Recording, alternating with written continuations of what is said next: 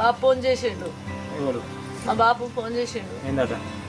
ఏం లేదు, ఇప్పుడు ఎల్లుండి నోవులు వస్తున్నాయి కదా, నోవులకు రావాలి బిడ్డ అని ఫోన్ చేసిండు.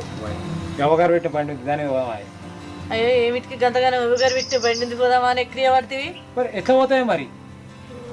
ఎట్లా పోతావు అంటే ఏమన్నట్టయ్యా, ఇవాళ మీ సూపతి గల బండి అడకరా పోరాదు. ఇన్ని రోజులని ఇస్తారే, మొన్న ఆడేటో మీ చుట్టాల లగ్గం పోవాలంటే ఇచ్చి అన్నాడు, పురుడు పోవాలంటే ఇచ్చే, సేరగాడు ఇచ్చి అని ఇచ్చి ఇంకేమన్నా అడగాలి? చెదరి అనిల్ తప్ప నీకు దోస్తులే దొరుకుతలేరా? ఏమని దగ్గరికి పోవాలి, ఊరికి పోతే ఏమనుకుంటారు ఆలోచన? ఏమనుకోరు, ఏం కాదు, మెల్ల పోయి అడుగు. అంటే ఇప్పుడు ఏమంటావు, వద్దంటావా? మరి అద్దాడు కాదే, బండి పెడితే మంచిగా నువ్వు నేను మంచిగా బండి మీద పోదామా?